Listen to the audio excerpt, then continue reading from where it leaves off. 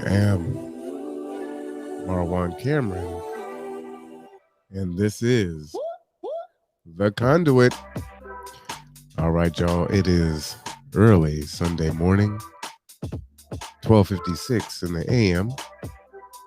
It's another day, September 5, 2021, 62 degrees with a chance of rain in Kitsap County. Hope everyone had a decent Saturday. Feeling a little bit better than I did earlier. Needed to lay down for a little bit.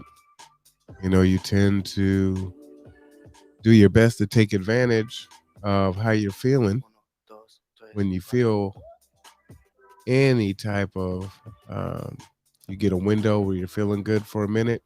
You definitely try to take advantage of it and get as much done as possible. So, had a chance to wash my bedding and Lysol things down and, make myself something to eat and lay down for a little bit. So, like I said, you feel good for a minute and you're going, and then it will just kind of hit you.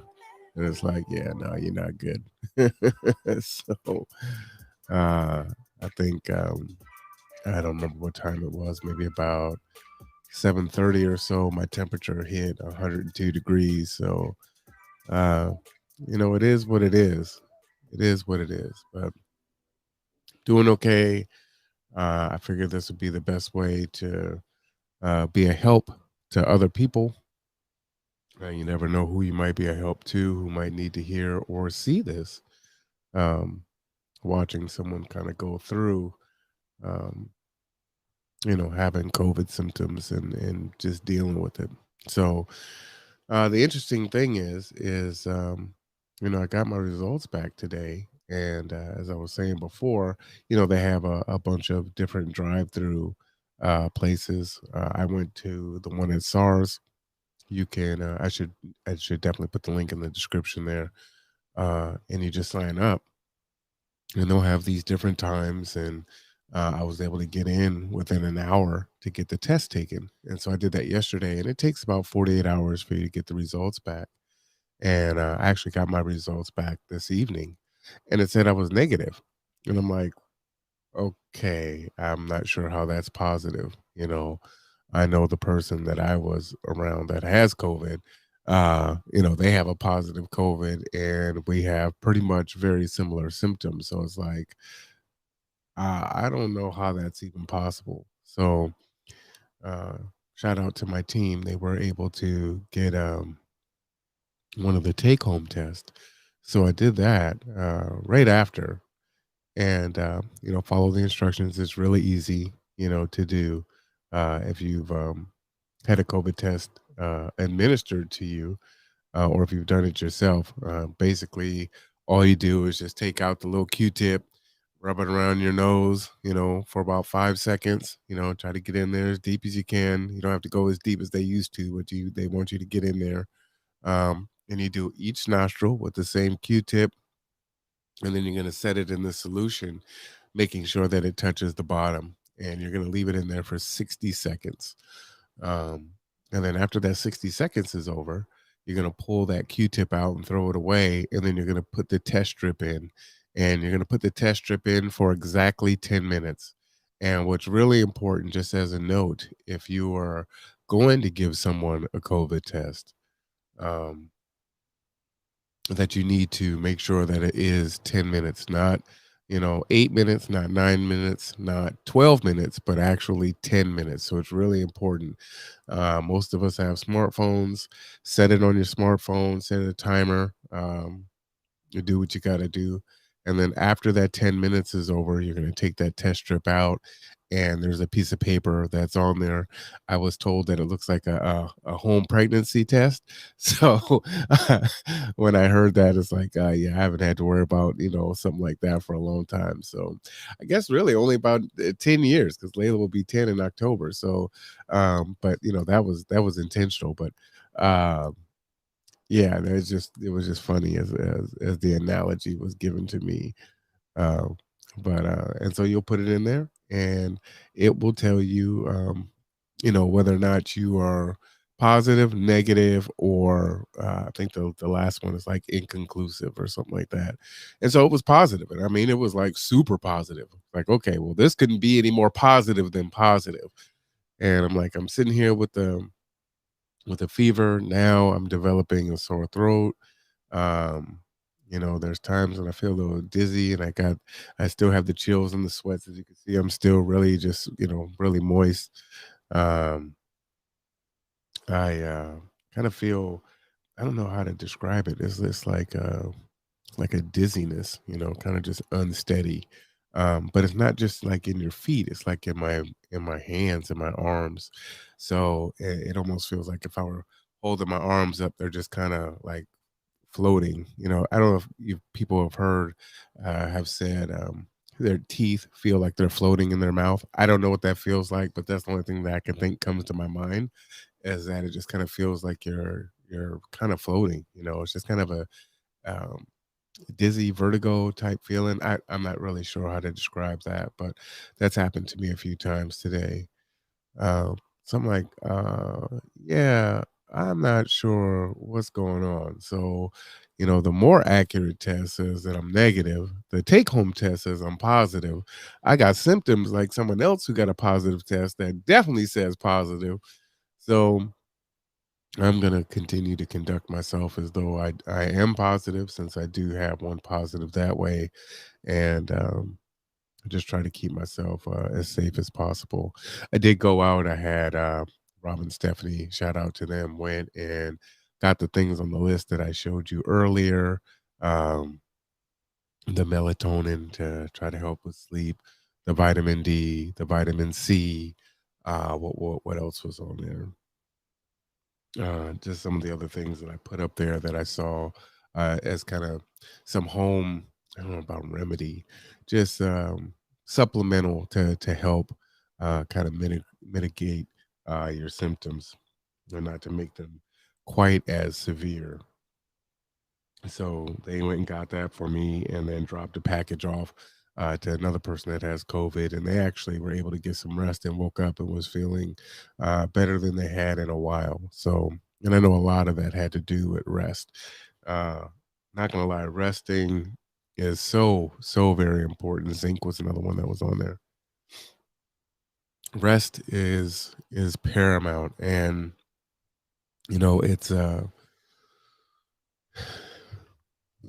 have my dad's disease, the disease of you gotta just keep grinding, keep working, you gotta get it done. There's no time off, um there's no break, right? There's so much work that needs to be done. There's folks that need to be helped. And, folks are telling me, you need to self-care and take care of yourself, and you need to rest, and we can put this off, and we don't need to do this now. And it's like, yeah, no, we do actually. And two things. One,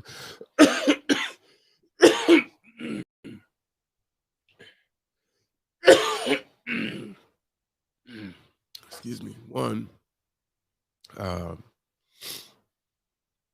it's good to have folks that genuinely care about you, right?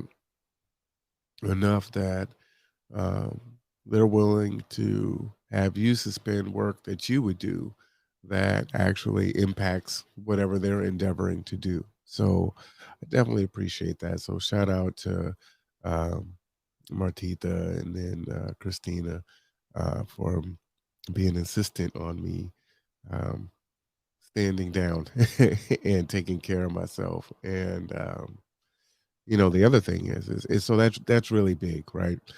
We can be very, very prideful um, as people, right? As individuals, as men.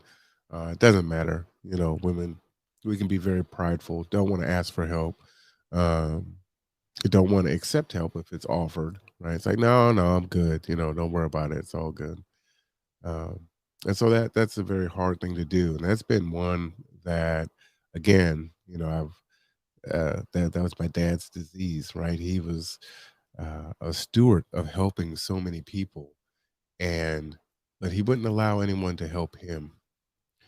And it was always so frustrating. Even us as the kids really couldn't help him in our younger years. But even in our adult years, you try to take him to lunch or to dinner and pay for it, and you're you want to do that for your parent, right? It's like, no, no, I got dinner, I got this, I got that. No, son, you need to save your money for that beautiful daughter of yours, and yada yada yada. And so he would always say those things. So I actually had to develop a trick. I shouldn't tell people because I still use it on folks now that don't want me to pay for things, but we'd go to a restaurant and we'd come in and I'd say, "Okay, Dad, I'm gonna go to the restroom," and I would give the waiter or the waitress my credit card up front, and I just say, the whole bill is on us. And so we'll sit down. He's like, "Oh, son, go ahead and get whatever you want." It's like, "Oh, Dad, you know how I feel about spending your money and this and that." "No, son, go ahead. Get what you need. Ain't no worries." And so, we get whatever, and he's gonna eat. So, and he's already paying for it. So in his mind, he's gonna do what he's gonna do. So the bill comes at the end, and the lady comes, and the credit card is there with the slip. And so he's not paying attention to it. It comes down and she hands it to me. And he's like, "No, I'll take that." I was like, "Dad, it's already been paid for." And he would just give me this look.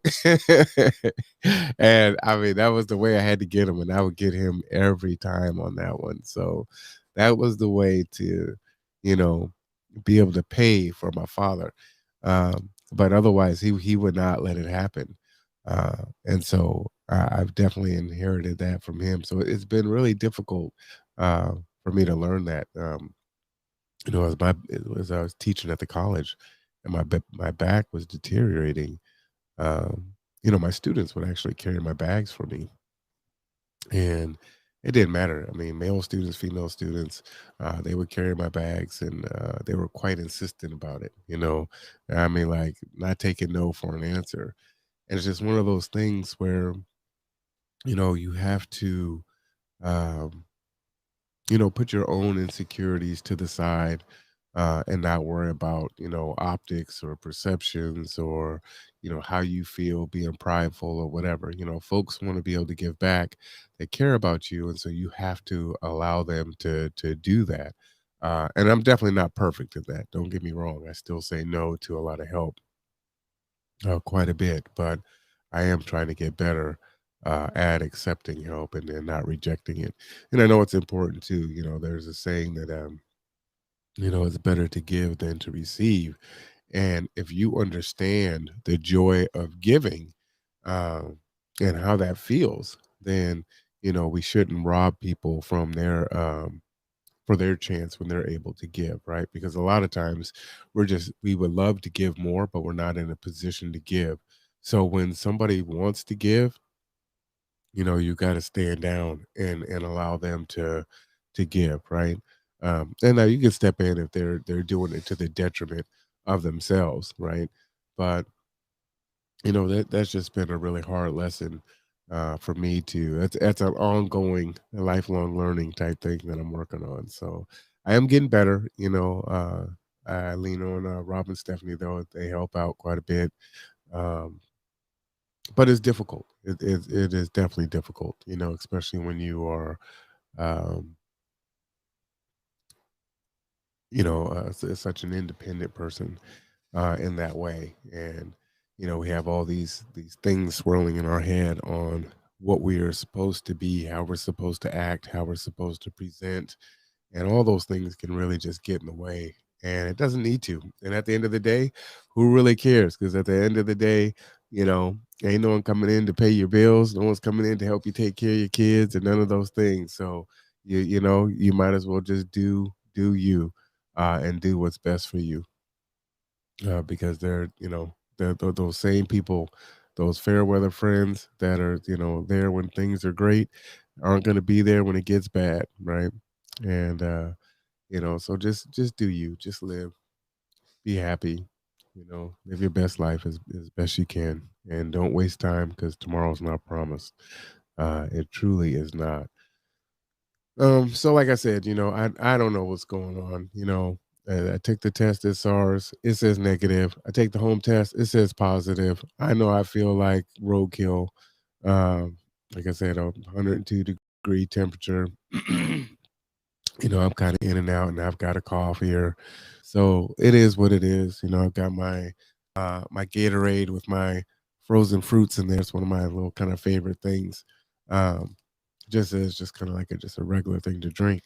But I think it's great during this time to try to hydrate. So got that going on, and yeah, I think the big thing is try to get as much rest as you can, and when that time comes and you have a little bit of energy, um, use what you have, but don't overuse it because it's going to go away really quick and it's going to hit you pretty hard. So, um, but when I was on earlier, I was talking about that mu variant, and so they're using the Greek alphabet, right?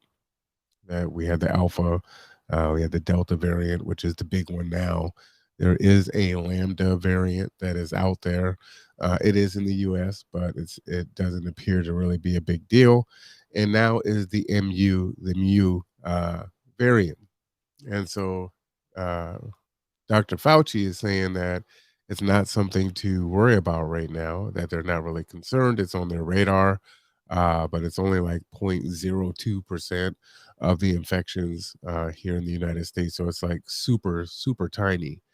But what I would say to that is there was a time when the Delta was really tiny. You know what I mean? And some of the concerns is that this variant may not um, or the vaccine may not be very responsive to this particular variant. Okay. So let's go ahead and watch a video because I think it's important. We look at copyright disclaimer, by the way.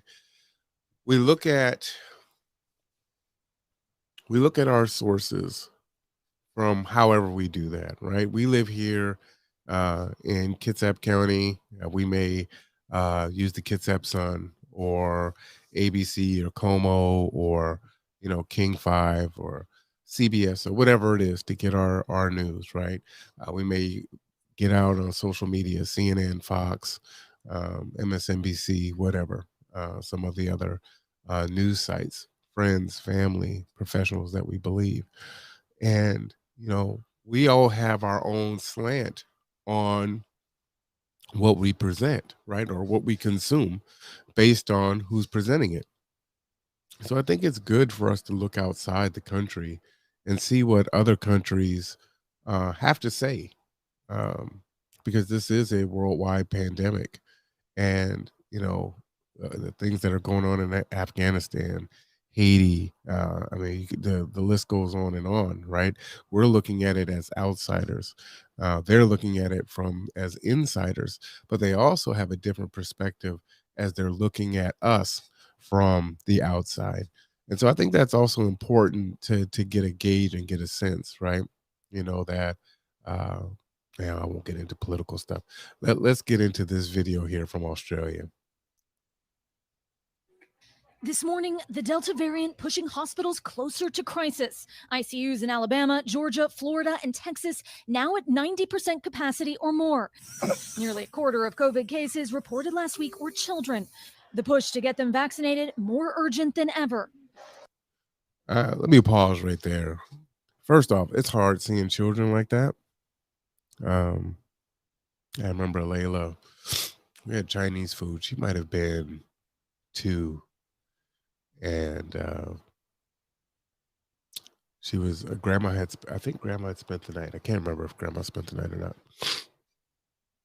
But we had some Chinese food, and apparently it had some peanuts in there. Well, we didn't know that. Layla was allergic to peanuts because she just started eating food. Right, we're starting to experiment with foods, and so in the middle of the night, she just starts projectile vomiting. Right, and that's like some of the scariest that I've been through some stuff, in my life. That was scary.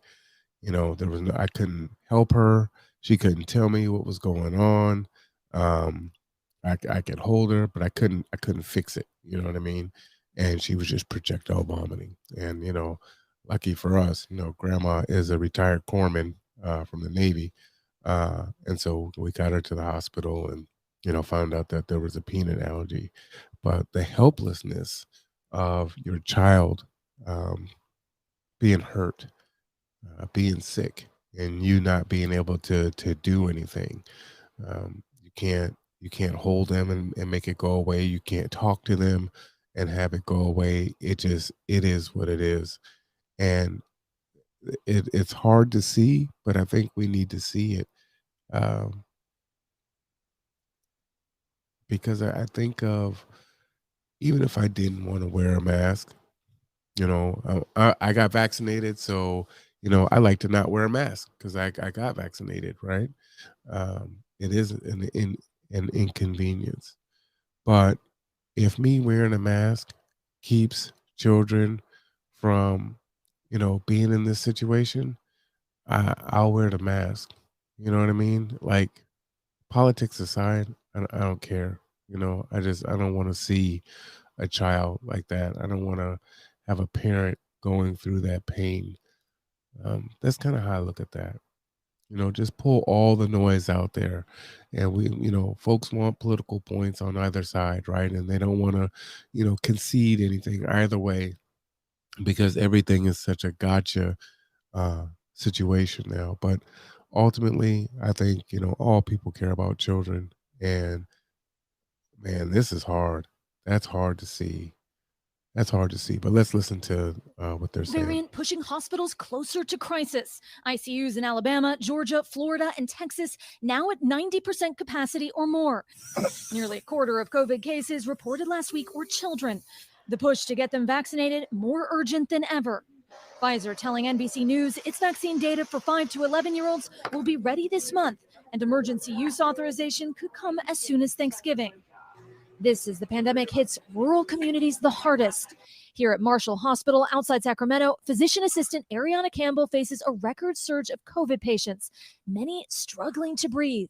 3 patients have arrived within the span of 15 minutes. Yes. And you're already out of beds. Yeah. The lives she's trying to save. What's really important there is, even if you've been vaccinated, even if you don't believe in the vaccine, you're young, you're healthy, let's say you're in peak physical shape, maybe you've even had it before and you didn't present any symptoms, or you got sick and you're fine. It's like, look, I'm good. It's all right. The fact is, even from a selfish perspective, when all the hospital beds are taken up, and the hospital beds are taken up from people that haven't gotten vaccinated, right? These aren't folks that have uh, been vaccinated that are in the ICU. These are folks that haven't been vaccinated. If you are in a car accident, if you have a cardiac episode, if you have some type of other accident, you may perish because unvaccinated folks are filling up the ICUs. I mean, you're still affected directly. And we see that, COVID is running through the hospital, it's running through the jails, it's running through organizations, right? This thing is going, and it is still nice weather out. It hasn't even turned yet. So this fall, I think is going to be a tremendously terrifying time. I encourage people, um, start changing your diet, start exercising. Obesity is a big one when it comes to being affected negatively by COVID. You know, exercise that lung capacity. You know, do some cardio. Calisthenics. Get back to the old PE classes of of the 50s and 60s. We got to do something, right? I hope that I can, that me and mine, you know, that are under my umbrella, stay healthy over the course of this fall, winter, and spring, coming out of kind of our flu and pneumonia and sick season, right? Because they may not get the help that they need. I'm definitely concerned about that. And again, the time that even if you do get sick, right, and you're not vaccinated, and you're losing all this time, if you don't have a career position where you have sick leave, where you have benefits, um, you know, How are you paying your mortgage? How are you paying your rent? I'm just concerned about that. Oh, shout out to Gloria Miller. She says there's not sufficient evidence to support any conclusions on the comparative safety of the mRNA vaccines. Direct evidence on the comparative safety of mRNA vaccines is lacking. And she is citing Nikal K. Mole MD. Let me put that up there. Thank you for that. I appreciate that. And, I think one thing that's important, Gloria, is we've gotten past a point where people can't even talk to each other anymore, and have different viewpoints and have dialogue and conversation. Um, and so I would rather not. Um, I mean, I will complain about it, but I also want to do something about it. And so, people always have a place here to, share their views and what they feel and how they believe. I think that is critically important. I think the more of us that start to turn that ship the other way, we can start putting the country back where it should be. But yeah, thank you for that. I appreciate that. Often those of her own friends and neighbors, like Antoinette Sims. She's had severe symptoms for 6 weeks, so bad she can't work. Her two sons had COVID and her best friend died from it, yet she still refuses to get the vaccine. I just want to be sure, what if I am that small, minute number that actually dies from it? What do you tell someone like Antoinette? She's your friend. I mean, I've lost sleep over that. And so I am trying to help folks trust in medicine. After weeks of 14-hour shifts, Ariana says she's terrified of getting infected herself. And I'll say too, um, that story is really interesting. And this isn't the Australia story, so forgive me for that. This is today. Um, but as she said, they're friends. So she clearly probably trusts her friend in most things, healthcare related. So at some point there's this divergence of, yeah, typically I believe in you, but there's just not enough there that makes me feel comfortable. And even with getting sick and seeing other people come down with it, even if they've died, I still just don't feel good about it. And um, we've got to acknowledge it and have the conversations. And I think one thing that could be helpful, um, because I think part of what Gloria is talking about is getting pretty technical with the mRNA, and I don't know a whole lot about that.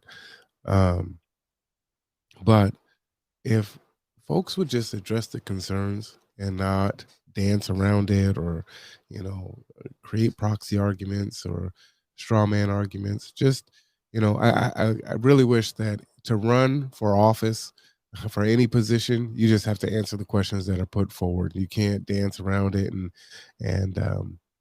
answer a question with a question, or just say, well, yeah, this well, how do they do it? They'll ask a question and then they'll talk about something else, right? It's like, oh, well, we're talking about Afghanistan. They'll say, well, this thing about immigration. Like, what? Answer the question about Afghanistan. So I really wish people would be intellectually honest, and I think when they're in positions like this, that this is what they should do. So if there's going to be any restorative faith in our government and our medical system, that's going to have to happen. Um, and so it's we're going to have to do it. They're going to have to do it. And giving it to her husband and kids. I don't know if I could forgive myself if I brought home COVID and they were suffering. Just 8 miles from the hospital burns the ferocious Caldor fire. These dual disasters leaving some hospital staff devastated, like orderly Julie King. She lost her home to the fires last week. Still, she's showing up for work, cleaning the rooms of critically ill COVID patients. It's not all about just me. It's the patients' families. And sometimes you just have to set that aside and do what you do. I wanted to end that there. Primarily, we got a lot of crazy stuff going on in this country right now. We've got, what is that, Ada, whatever, hit the East Coast.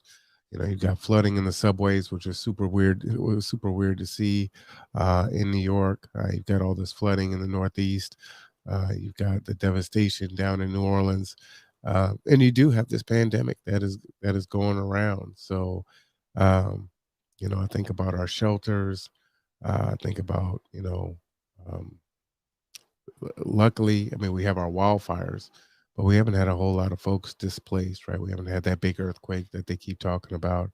Um, and so, comparative to the rest of the country, I mean, we're doing pretty fantastic when you see just the upheaval of things that are happening. And like I said, as fall and winter comes, you got to take care of yourself. So, do what you got to do.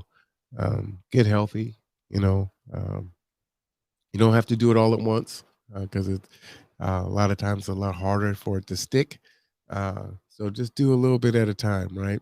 I mean, that's how you eat an elephant if you are into that sort of thing, is one bite at a time. I don't even know where that came from, but it's super weird. Like, how do you eat elephant? How do you eat elephant? One bite at a time. Okay. So then, you just hear these things and then you just start saying these things. So, but it's a pretty crazy one. It's like, all right. But yeah, do those things. Exercise, you know, change your diet a little bit, and keep yourself healthy. Keep yourself healthy. Um, Stay informed, talk to people, get outside of your echo chamber, do some research, you know, and listen to some other folks, and then just continue to make an educated, best choice decision for you and your family. That's all anyone can really do. You know. But here's the Australian one here that I wanted to show. And like I said, I think it's important for us to look and see how other countries are looking at us. Because we're always looking at other countries, right?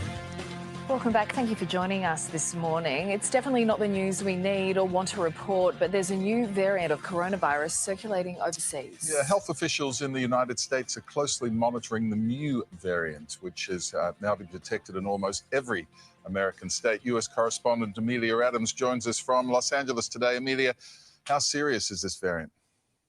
Well, the big concern, Dickie and Sophie, is that it could evade the immunity that we get from vaccines and from previous infections. So that's the bad news.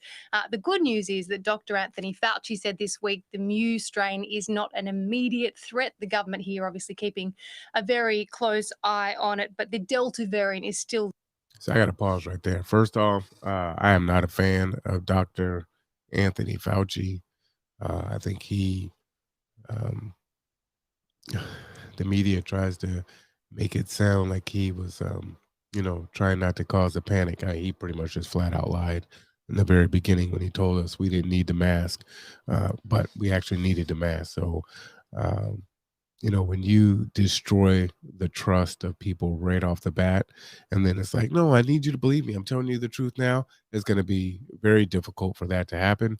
And then he has continued to kind of do a lot of double speak. So to me, when this Delta variant was not really a big thing, it wasn't important.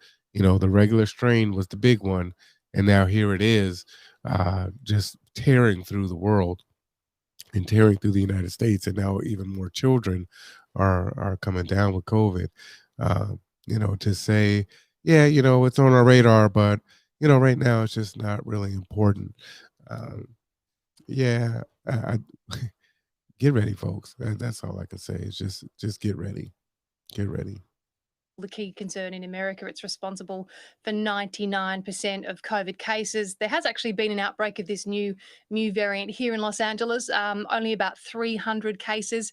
It first popped up in Colombia, actually, in January, and it's since been detected in 39 countries. So unfortunately, it is one to watch. Yeah, look, that new variant emerging as America endures a fourth wave of COVID. The daily death toll really puts Australia's outbreak here into perspective, doesn't it? Yeah, it does. I mean, deaths have been steadily rising here, sadly, currently on average 1,500 COVID deaths a day. Look, it's obviously a lot better than the 4,000 we were seeking.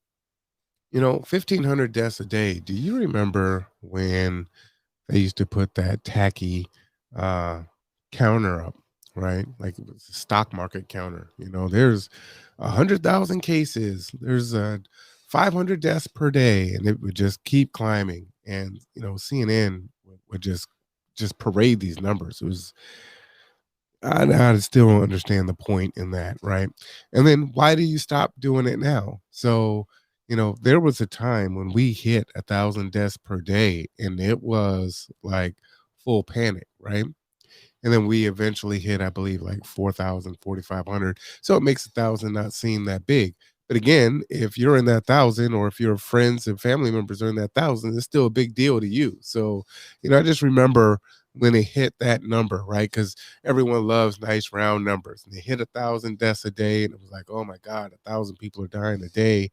Oh wow, and when in the grand scheme of things, when you're looking at the numbers, there's more than 330 million people in this country, and there's 50 states in this country. So if you divide that by 1,000, you're talking about 20 deaths per state per day. That doesn't seem like a whole lot, right? I mean, many states have more than 20 counties, so you're talking about one death per county. So you start breaking it down, it seems like just a really small number in the grand scheme of things, but it does add up over time, right? 1,000 deaths times 365 days. Well, that's 365,000 deaths. That starts to, what is that? A tenth of a percent, maybe, of the population. So that's significant. You know what I mean? But we've gone away from that. We're so resilient in how we, take pain in, right? It's like, oh yeah, 1,000 is so bad. It's horrible. Then when it doubles and it doubles again. It's like, oh yeah, 1,000 was no big deal. Um, but we still should be concerned about that. I care about folks ultimately. Seeing during the January peak, but it's not what health officials had expected with the vaccine rollout. Then we saw states reopen, schools went back, sporting events, festivals back on. And with 47% of Americans still unvaccinated, we are seeing this fourth wave. But I want you to have a listen to an ICU nurse from Idaho, which has one of the lowest vaccination rates in the country. It's so disheartening that these families are so sad, and they all ask, well, what could I have done? Will the vaccine save them now? No, but you could have done that before. Yeah, at that hospital, there are no vaccinated COVID patients in intensive care. They are all unvaccinated, and that is a message we're hearing a lot right across the board. It Yep, is an loud and overwhelming clear. message. Amelia, thank So I love the Australian accent. I won't try to butcher it, but I love that accent. Like listening to different folks talk. Um, yeah, that's really concerning. We're at 1,500 deaths per day. That's a lot of death. And more kids are getting it. One thing I'll say too, Gloria, is one thing that I've heard, uh, and I don't know how true this is or not, but it's something that they should talk about if it is. Because again, even if it goes against what you're trying to do. Like they want people to get vaccinated, right? They want to reach this herd immunity. They'd like to go past that and have everyone vaccinated. But there is some information out there that says, if you have uh, gone through COVID before, then you actually have more antibodies than someone that has not, that's been vaccinated. So and it was like 8 or 9 times more. It was like super significant. So, like, if you could get COVID and survive it, and you don't have all the long haul stuff to go with it, you actually are, even safer than someone that actually got vaccinated. So, one thing I'll say is I'm hoping that, being vaccinated and getting COVID, maybe I'm like 300% more likely to be okay. That's just my optimism talking. So, I don't know anything about science, but I can hope, I can dream. I don't know if it works like that, but if that is true, for folks that um had COVID before and they've come out the other side, and if they have those antibodies and it is that high, then they need to let folks know that. And if you're to me, I kind of feel like if you're going to make medical exemptions for the vaccine, for those that have medical reasons on why they couldn't do it, then if it's going to be more advantageous for you to have come through COVID and not do it, then they should have a waiver too if they decide that they don't want to get vaccinated. So I think those are things like that you could do to start to repair some of the trust um, with the government and the medical profession, and just be straight up with people. I think in the end the truth wins out, and so I think people start to see through. Um, what is, a lie of omission because you're leaving the information out, which is what I'm advocating against, right? It's like just put out the information and put the truth out there. And yes, it may actually decrease some of the people that will get vaccinated, but it may also at the same time restore, the faith in, the institution of government and these medical professionals and agencies. So just a thought, just something to consider. Right now, my temperature went down to 100 degrees. So like I said, I'm feeling okay. Right now, earlier today, I wasn't doing good at all. Uh, it just kind of comes and goes. So I sleep when I can, and when I'm not, then I work, and that's just kind of how it is. Take my vitamin D, take my vitamin C, take my zinc, uh, and get some rest. I mean, that's pretty much it. Hydrate and keep on pushing. That's kind of my plan. So, you know, again, if you need us, you know how to get us. 360-373-3000. If you have any questions, please send us an email at grow at g2g2.org. Because we've been doing the podcast, one thing that's been happening is folks are actually reaching out to us on Facebook. And we haven't really been staffing Facebook in that way, because right now it's just kind of me. No one has to log in for that. And so we got this auto reply on there. So I apologize for that. We are trying to get in there and respond to folks. First it was just kind of comments, but now people are saying, I need some help, and are sending information in there. So we are working on that. So please be patient with us. That's why I am putting this information up. You will get a faster response if you do email us or call our phone number.